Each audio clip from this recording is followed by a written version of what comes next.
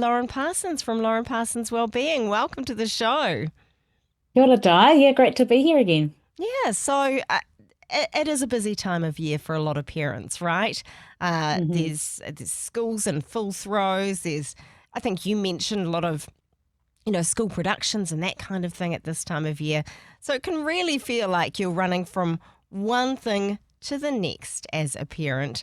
Hmm. Firstly, you know, uh, uh, when it comes to being a working parent, can you ever really find true balance? Because it gets a bit busy, doesn't it? It's the elusive thing, isn't it? Trying to find the Mm. balance. And I think the reason this topic came to mind, I was a few weeks ago, I actually took my eldest daughter, my 16-year-old, with me on a work trip over to Sydney to speak at a conference as part of Toastmasters International, which I'm part of. And so she came as my plus one and as my support and helped me with book sales and various things. And a lot of the people that we interacted with in the audience, they got to know both me and Brianna.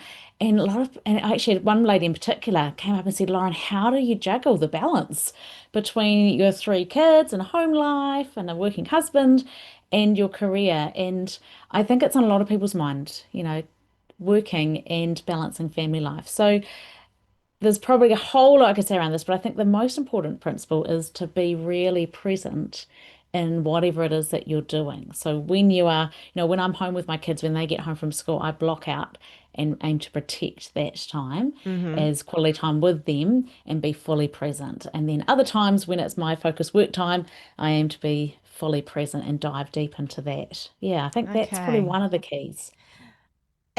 It can be hard though, isn't it? Because I think, you can sort of block out time, I'm going to do this thing and then that thing. With my work, I'm going to concentrate on this.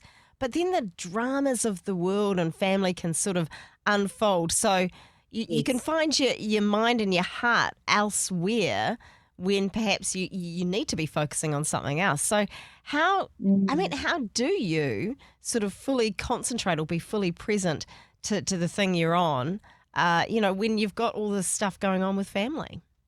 Yeah, I think it's just having that in the back of your mind and reminding yourself to be present. Also having some sort of physical reminder, like even for those people that are Mm. listening and just getting physically present in your body from the top of your head all the way down your shoulders, down your spine, all the way down your legs to the soles of your feet.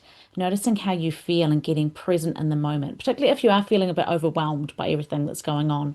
Last night, my daughter realized that she had an art project due. They had a market day coming up. She had to prepare a set of notes for the maths test on Thursday. She's doing production 3 nights a week. There's all of this stuff going on, and I could see her starting to spin out.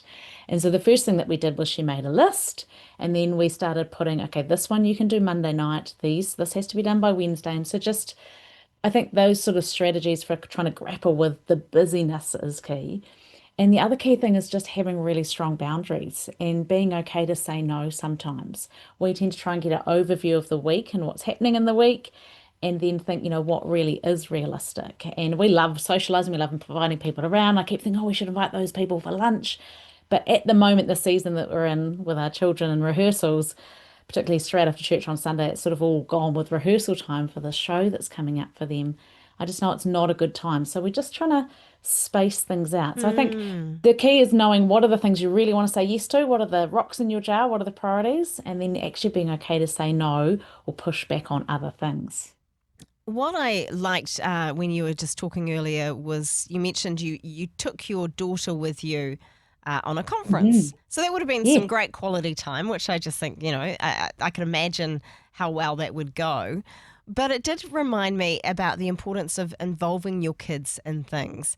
And, yes. if life is busy and overwhelming, then getting your kids involved with helping with some of those things that perhaps you can't do all on your own anymore, like, Yes, organizing dinner, doing the dishes, doing this, that, and the other thing, because it's the little things, right, that can yes, actually beautiful. add up. So yeah. Yeah. Any thoughts on that one? Such a great point. And you're really setting your kids up for success in life as well by doing those things. Because sometimes I even noticed the other days we're getting ready trying to leave for church, and I was thinking, oh, I really should hang the washing out. And then I thought, no, actually, I really should ask the girls to hang the washing out because I've still got this and this and this to do. Hmm. And we do now have our daughters there between 10 and 16. They each take a night cooking.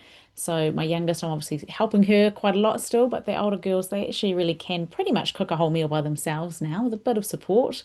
So I think those sorts of skills, working as a family team and building those routines in, obviously, Mm. one, it's really practical help in the moment, but you are building life skills as well. Yeah, Yeah. yeah, it is really important, and I think um, the risk for me is, and I think for a lot of parents, is just that sense of wanting to control everything. So in terms of dinner, they may not cook things the way I would want it to be. There may not be quite as many vegetables as I would want in there. So sometimes I think there's a point where you just have to let go as well, right?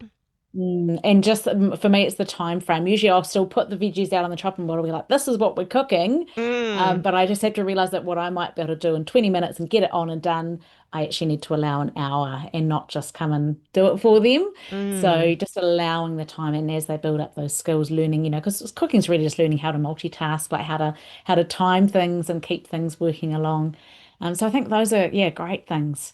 And the more we can do that, obviously, we feel proud and we're working together as a family team. And mm. also, I'd aim to be very real with my girls. Yeah, taking my daughter on a work trip or letting them see sometimes I might be flustered and overwhelmed, and I'll have to go back to making my own to-do list. And they'll sometimes, just come and be, right, Mum, you're right. Can I help you right now? They've actually started really empathizing and being ready to be a support, which is amazing. Yeah. That is really amazing. So before we finish up this morning, Lauren, there's a lot of busy parents out there at the moment. They might be driving around at the moment and having to pick up something for a last minute assignment that hasn't been completed or something like that. Yes. Any last word of wisdom or advice to them as they go about their busy day? I think figure out what's most important. How do you want to be remembered as a parent?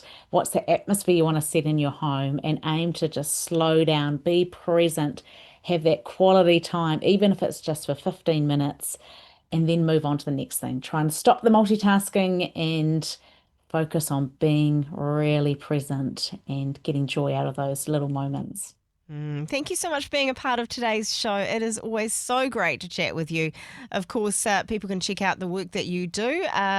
Is the website still the place to go? Yeah, that's probably the easiest thing. There's hundreds of articles there and videos on YouTube, and the website's just laurenparsonswellbeing.com.